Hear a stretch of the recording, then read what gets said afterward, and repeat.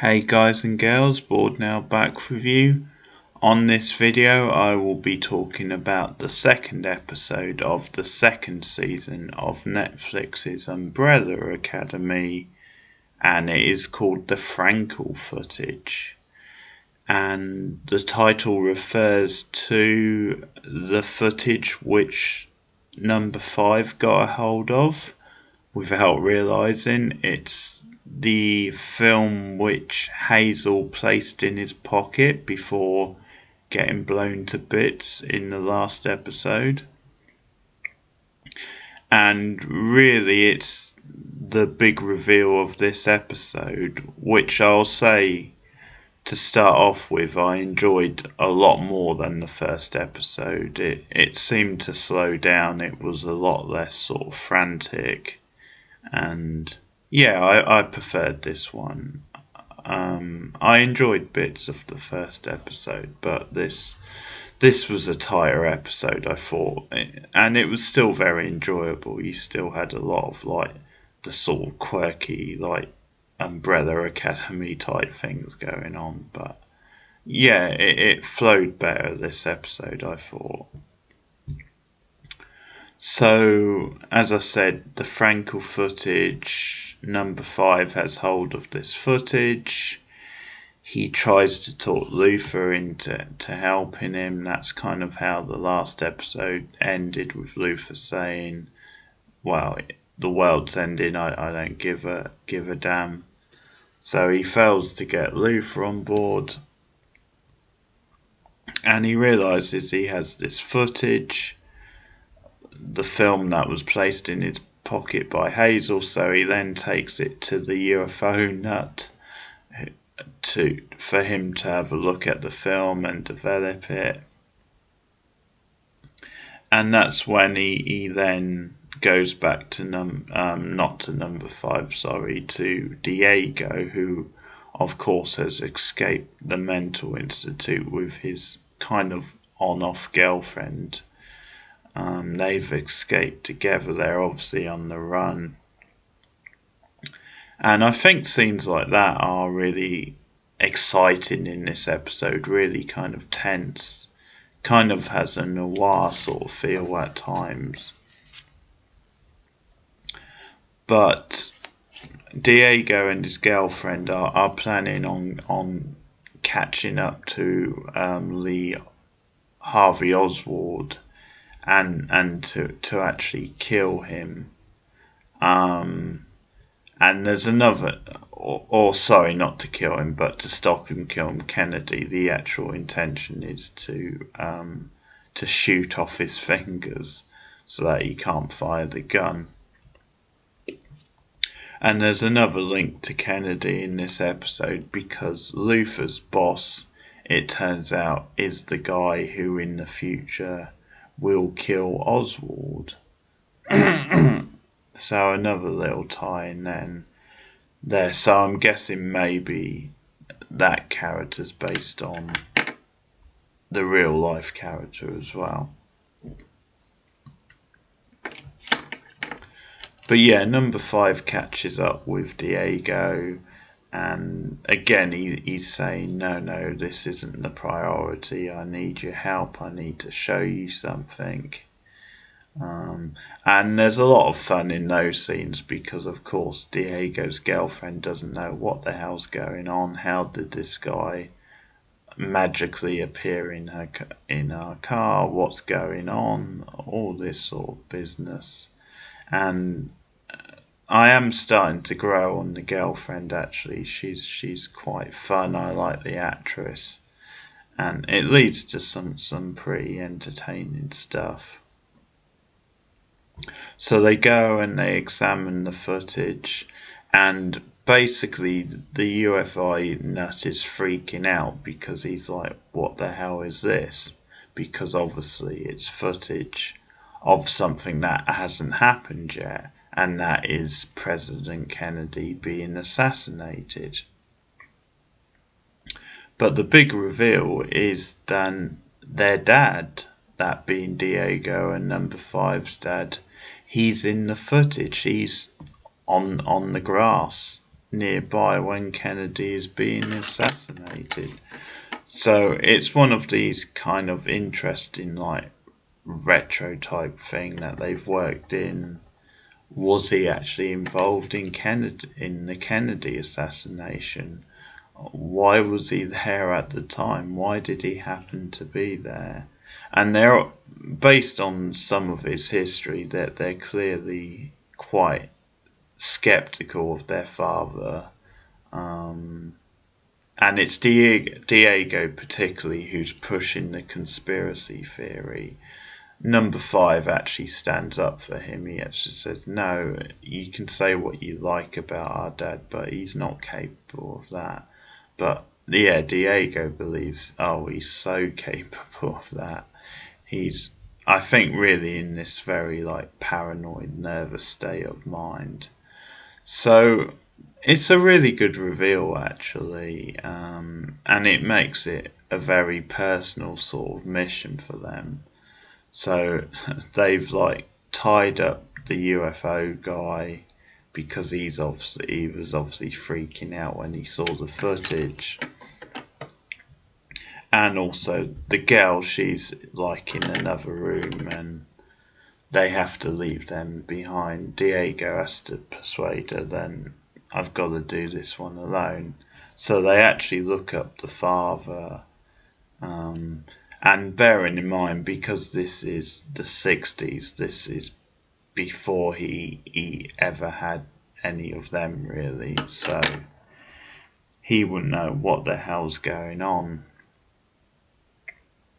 But yeah, they want to find out for sure. So they look up the father, and he has this, like, factory that they break in. And there's something weird going on where there's, like, a stage and a camera and you've got all these models. So, I mean, what the hell's going on? Whether it's something for an ad, I don't know.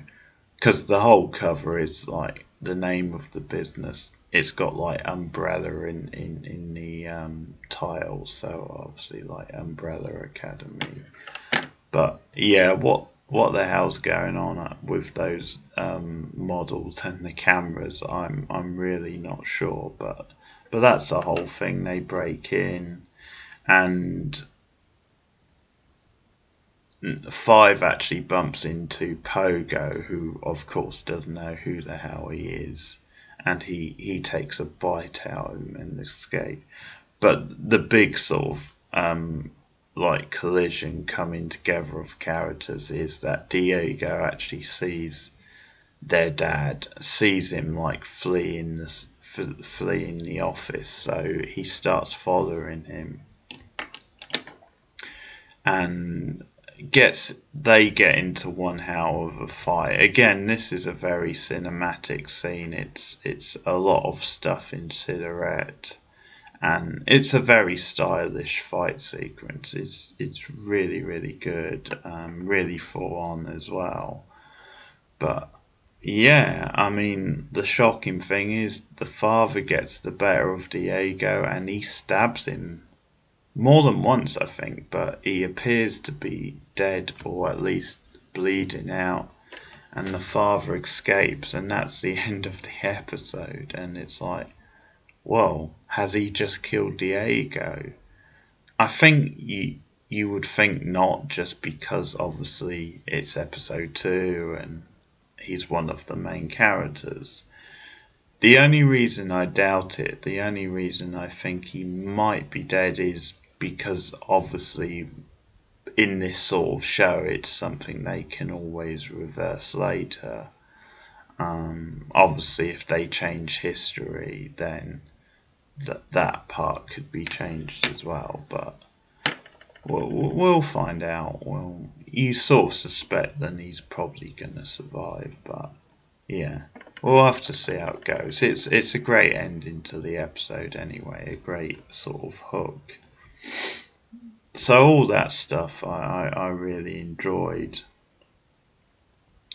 And you can see them slowly bringing the characters together in this episode. So, for example, the other big thing is that Luther, and Von kind of cross path, sorry, and that's because the Carl, the dickhead husband of the woman Vanna's staying with, he's like out again drunk in the club where Luther works, and Luther actually tosses him out, but he leaves his wallet behind.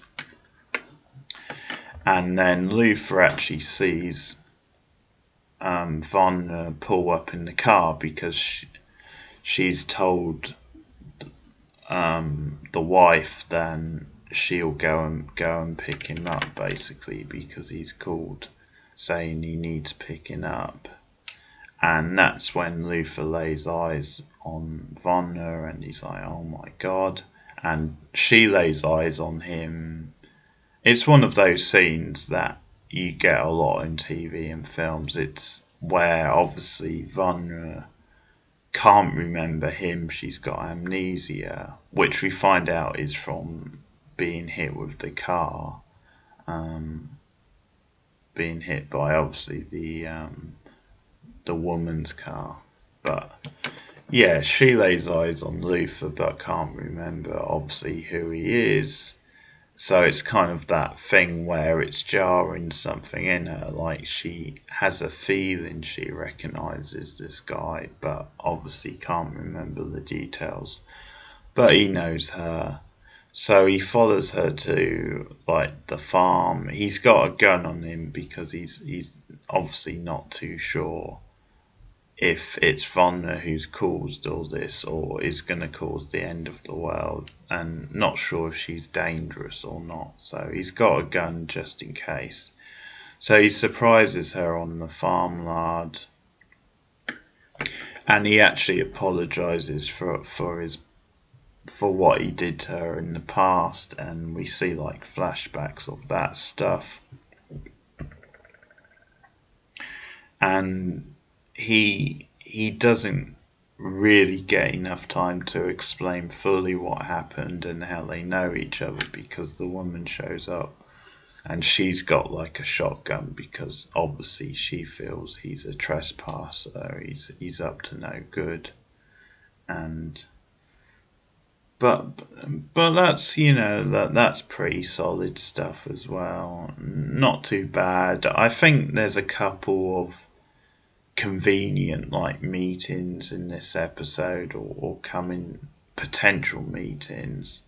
I think that's the better one. The one that feels a bit more contrived is that Klaus and Alison almost meet, and you sense are on the verge of meeting because Alison's husband gets arrested for basically the incident in the last episode with like the local businessman who was being a racist dick, and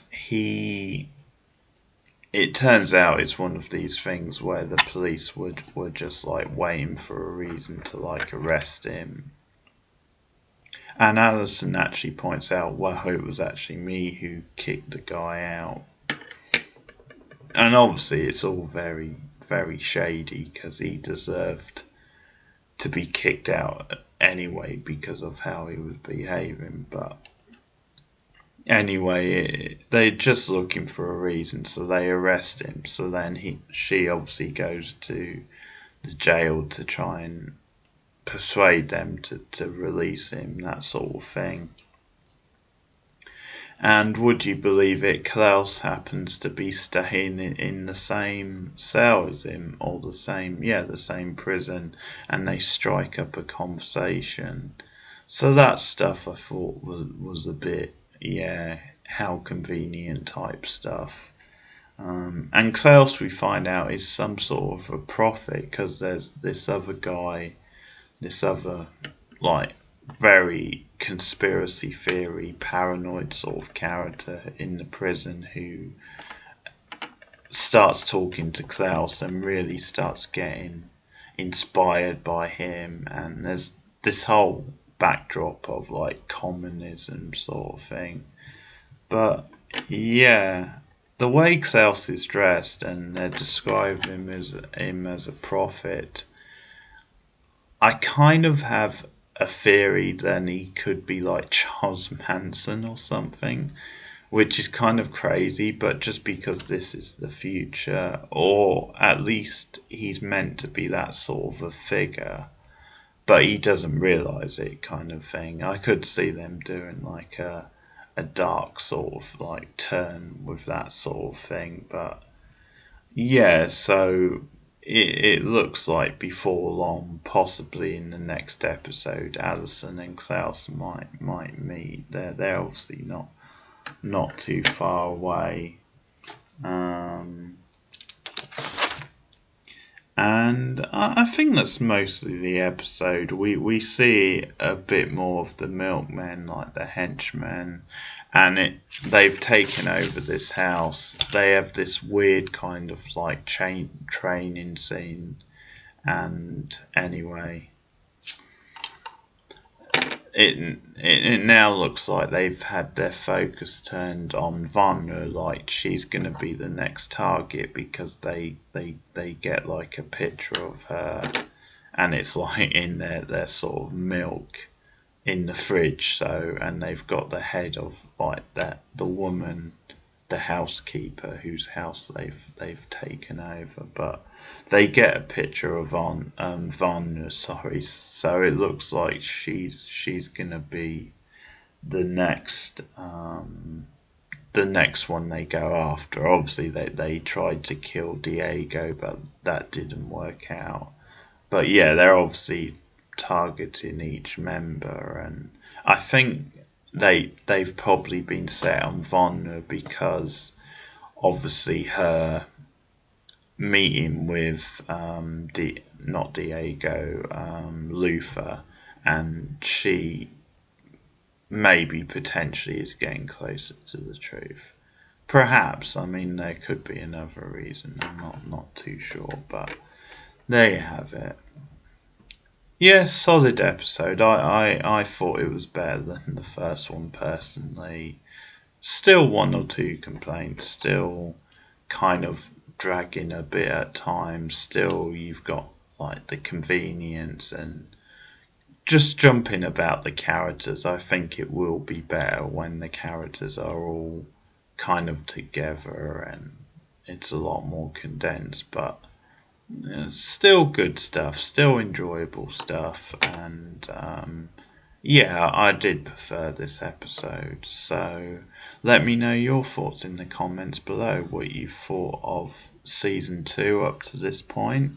Did you prefer this episode to the opener, or do you disagree? Did you think the opener was better? But yeah, let me know your thoughts on Umbrella Academy season 2 up to this point, and I'll be back with another review of episode 3 in the next couple of days.